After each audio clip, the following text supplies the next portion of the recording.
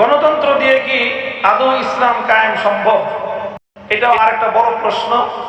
গণতন্ত্রের যে ডেফিনিশন, আমরা জানি যে গণতন্ত্র কাকে বলা হয়, হোয়াট ইজ ডেমোক্রেসি। এর অনেক ডেফিনিশন আছে। এর সবচেয়ে জনপ্রিয় এবং সবচেয়ে প্রসিদ্ধ ডেফিনিশন যেটা আব্রাহাম লিঙ্কনের দেয়া, government of the people, by the people, for the people. তিনটা পার্ট আছে এই ডেফিনিশনের। এই তিনটা পার্টের মধ্যে একটা পার্ট গণতন্ত্র এবং ইসলাম সেম। ইসলাম যা বলে গণতন্ত্র তাই বলে, অর্থাৎ 100-র মধ্যে 33% মিল হয়ে গেল। আর একটা পার্ট আছে যেই পার্টটা ইসলাম এবং গণতন্ত্র সম্পূর্ণ ভিন্ন, পরস্পর বিরোধী, সাংঘর্ষিক বক্তব্য দেয়। ইসলাম যা বলে গণতন্ত্র তার 100% বিপরীতটা বলে, গণতন্ত্র যা বলে ইসলাম তার 100% বিপরীতটা বলে। এটা আরেকটা পয়েন্ট। আর আরেকটা পয়েন্ট আছে যেই পয়েন্টে ইসলাম গণতন্ত্রেরটা আংশিক স্বীকার করে আর আংশিক অস্বীকার করে। এবার আসেন তিনটা পয়েন্টের কি ছিল। Government of the people, government of the people, জনগণের সরকার, অর্থাৎ যেটাকে আমরা এখন পাওয়ার অফ সভরেন্টি বলি, যে জনগণের সার্বভৌম ক্ষমতা। সার্বভৌম ক্ষমতা মানে হলো জনগণ যেটা ইচ্ছা করবে সেটাই আইনের ক্ষেত্রে চূড়ান্ত বলে বিবেচিত হবে। ইসলাম এটাকে সম্পূর্ণভাবে ডিনাই করে। ইসলাম বলে গভর্নমেন্ট অফ দ্য আল্লাহ, জমিনে যিনি শাসক হবে তিনি জনগণের সরকার নয়, বরং তিনি আল্লাহর, অর্থাৎ জনগণের ইচ্ছা আইন তৈরি করবার ক্ষেত্রে ভূমিকা রাখবে না, বরং আইনের মূল বুনিয়াদগুলো আল্লাহর পক্ষ থেকে নির্ধারিত। আল্লাহর পক্ষ থেকে শাসক হবে প্রতিনিধি, সে আল্লাহর সেই আইনগুলোকে জনগণের কল্যাণে বাস্তবায়ন করবে। কাজে এই জায়গাটায় আমরা বলি যে ইসলামের কালিমা হলো লা ইলাহা ইল্লাল্লাহ, গণতন্ত্রের কালিমা হলো লা ইলাহা ইল্লাল পপুলেশন, অর্থাৎ সম্পূর্ণই হলো বিপরীতমুখী। যে তারা বলে সার্বভৌম ক্ষমতা মানুষের, ইসলাম বলে সার্বভৌম ক্ষমতা আল্লাহ। এখানে ঈমান এবং কুফরের পার্থক্য। এই জায়গায় ঈমানের বিশ্বাসটা হলো তাওহীদ এবং একত্ববাদের বিশ্বাস, গণতন্ত্রের বিশ্বাস হলো সম্পূর্ণরূপে কুফরি বিশ্বাস। বিশ্বাসের জায়গায় গণতন্ত্র একটা কুফরি মতবাদ, বিশ্বাসের জায়গা থেকে।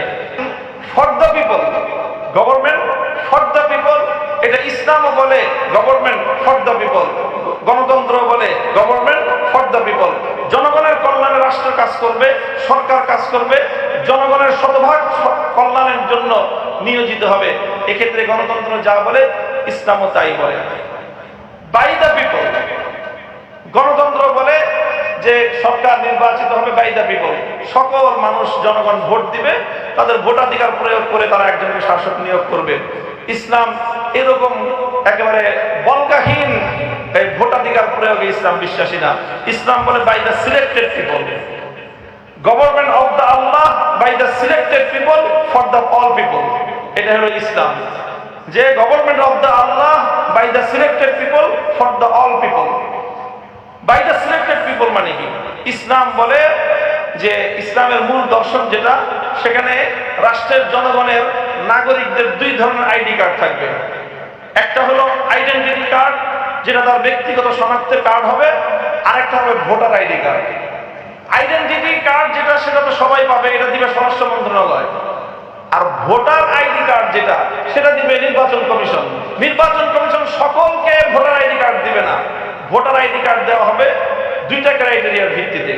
এক নম্বর ক্রাইটেরিয়া হলো যেটাকে বলা হয় আহলে রায়, অর্থাৎ জনগণের জন্য কোন ব্যক্তি উত্তম শাসক হিসেবে বিবেচিত হতে পারে, এই বিবেচনা বোধ যার মধ্যে আছে। এই বিবেচনা করার জন্য যা যা লাগে, তাকে শিক্ষিত হতে হবে, যথেষ্ট ইনফরমেশন তার কাছে থাকতে হবে, একজন ব্যক্তিকে অ্যানালাইসিস করার মতো তার ন্যূনতম যোগ্যতা থাকতে হবে।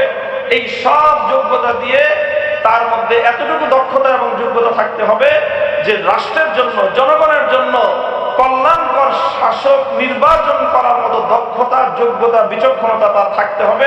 এটা হলো প্রথম ক্রাইটেরিয়া। দুই নম্বর ক্রাইটেরিয়া, তার মধ্যে আমানতদারি থাকতে হবে। 5 টাকা, 10 টাকা, 5,000, 10,000 অথবা কোনো ক্ষমতার অংশীদারিত্বের লোভে পড়ে সে যোগ্য ব্যক্তিকে রেখে অযোগ্য ব্যক্তিকে ভোট দিবে না, এতটুকু আমানতদারি তার থাকতে হবে। এই দুই ক্রাইটেরিয়ার ভিত্তিতে নির্বাচন কমিশন, ইলেকশন কমিশন রাষ্ট্রের মধ্যে বিভিন্ন বাছাই পর্বের মাধ্যমে ভোটার আইডি কার্ড সার্ভ করবে। যারা ভোটার আইডি কার্ড পাবে তারাই কেবলমাত্র ভোট দিবে, আর যারা ভোটার আইডি কার্ডের ক্রাইটেরিয়া টিকবে না, তাদের ভোটাধিকার থাকবে না। এই জন্য আমরা বলি যে ইসলামী রাষ্ট্র দর্শন হলো আবার বলছি যে government of the Allah by the selected people for the all people. আর গণতন্ত্র কি বলে? যে government of the people by the people for the people. আর মূল বিশ্বাসের জায়গাটায় তাওহীদ এবং শিরকের স্পষ্ট ব্যবধান। গণতন্ত্র বিশ্বাসের দিক থেকে শতভাগ একটা শিরকি মতবাদ। কাজেই এই জন্য এখন যেটা আমরা দেখি যে এখন অনেকেই গণতান্ত্রিক প্রক্রিয়া নির্বাচনে অংশগ্রহণ করে, এই নির্বাচন প্রক্রিয়া অংশগ্রহণ করার বৈধতা অবৈধতা সেটা একটা ভিন্ন প্রশ্ন এবং সেটা দীর্ঘ আরেকটা আলোচনার দাবি রাখে। এই ক্ষেত্রে সংক্ষেপে কথা হলো যে বর্তমান এই প্রক্রিয়ার মধ্যে যারা নির্বাচনে অংশগ্রহণ করে যারা নির্বাচিত হন, সেই নির্বাচিত যারা হন বরং তিনটা দিক থাকে তাদের মধ্যে। একটা হলো প্রথম, তারা আইন প্রণেতা হয়। 2 নম্বর হলো তারা এলাকার মানুষের জনপ্রতিনিধি হয়। 3 নম্বর হলো তাদের মাধ্যমে একটা গভর্নমেন্ট ফর্ম হয়। তো গভর্নমেন্ট ফর্ম হওয়া কোনো ব্যক্তির মাধ্যমে এবং এলাকার মানুষের প্রতিনিধিত্ব করা, এই দুটোতে ইসলামের খুব বড় কোনো আপত্তি নাই। কাজে গণতান্ত্রিক প্রক্রিয়ায় যদি কেউ জনগণের প্রতিনিধি নিযুক্ত হয় অথবা গণতান্ত্রিক প্রক্রিয়ায় যদি কেউ ক্ষমতায় গভর্নমেন্ট ফর্ম করার মতো কোনো উপযুক্ততা পায়, সিস্টেমটা ইসলামিক না, তবে এই সিস্টেমে কেউ যদি গভর্নমেন্ট ফর্ম করতে পারে তাহলে ইসলামের মৌলিক কোনো বিধান লঙ্ঘিত হয় না। কিন্তু প্রথম যে পয়েন্ট, যখন আইন প্রণেতা হওয়া, সার্বভৌম আইন প্রণেতা হওয়া, সংসদীয় গণতন্ত্রের মধ্যে যে জায়গাটা আছে সেই জায়গাটা অনেক ভয়ঙ্কর একটা জায়গা এবং সেই জায়গায় স্বয়ং আল্লাহর ক্ষমতা মানুষ নিজ হাতে তুলে নেওয়ার মতো একটা চরম খোদাদ্রোহিতার একটা বিষয় রয়েছে। এই জায়গাটা খুব ভয়ঙ্কর একটা জায়গা।